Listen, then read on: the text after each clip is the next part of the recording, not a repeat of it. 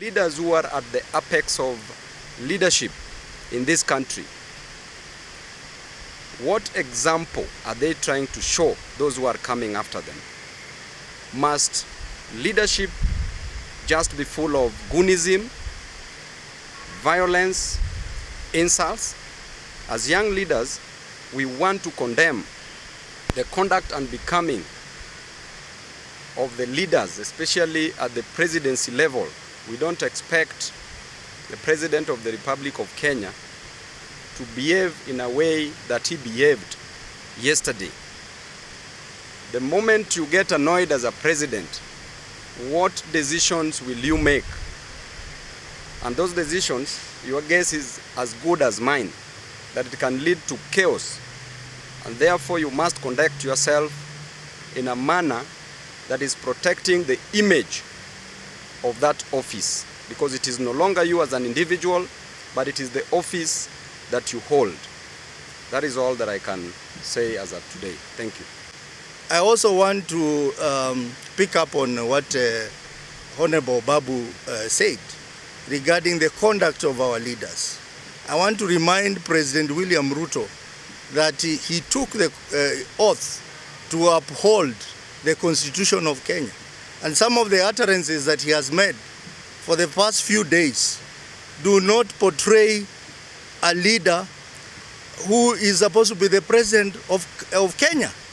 In fact, I want to remind President William Ruto that his utterances actually border on misconduct, which is a ground for impeachment of the president of Kenya.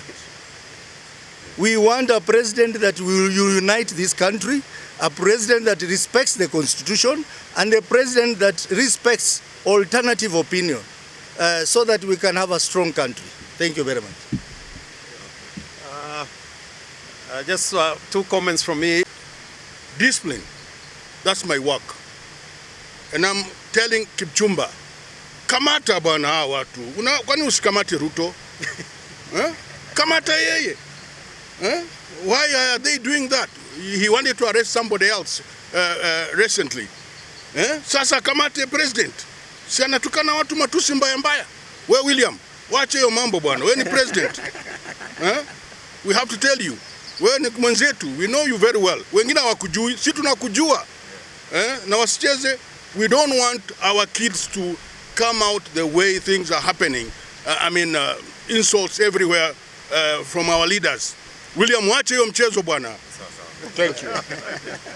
I also want to join in by saying the president must be called to order. And quite rightly, as stated by Senator Godfrey Ossosi, the grounds of impeachment normally include gross violation of the law and violation of the Constitution. The Constitution on leadership and integrity requires that state officers, which include the president, must conduct themselves in a manner that brings honor to the nation and dignity to the office that state officer occupies.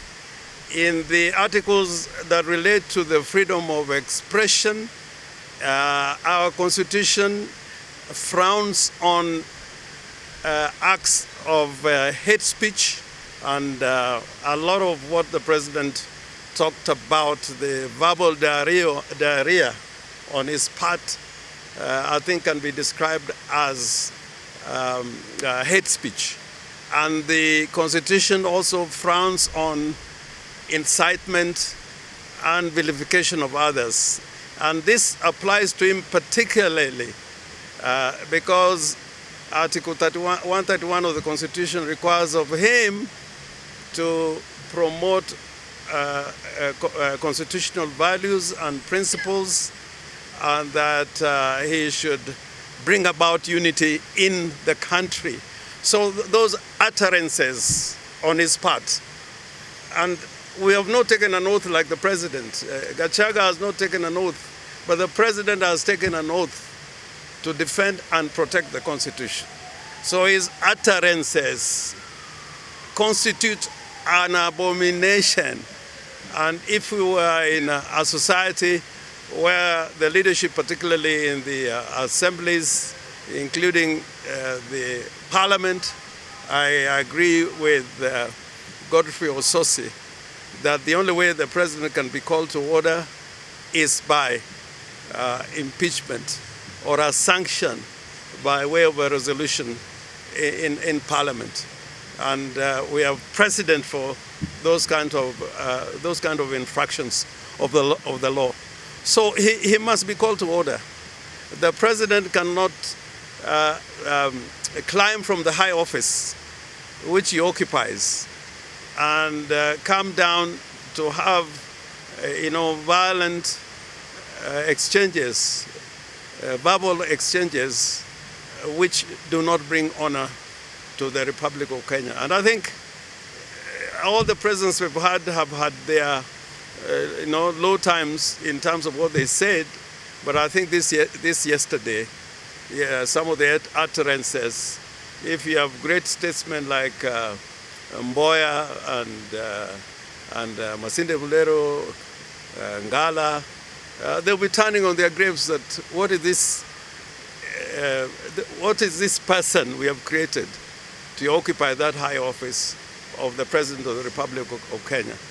Secondly, in regard to what happened to Tuju, I described Kenya as a kleptocratic state. But I want to add that President Ruto is suffering from a disease known as kleptomania, where you want to acquire anything, even if you have had enough, you can never really have enough. And using primitive capital accumulation, using the police to have a hostile takeover of Tuju's hotel, having a hostile takeover of Nairobi Hospital. I think the degree to which President Ruto wants to own the state called Kenya, the real estate of Kenya, which belongs to the people, is alarming. And if it remains unchecked, whatever elections we will be having in the future, whether President Ruto is sitting in State House or not, he will control the state because he would have acquired not only state corporations, state assets, but also be in competition with businessmen in the private sector. So these two things are not doing well for Kenya at all. And finally, I want to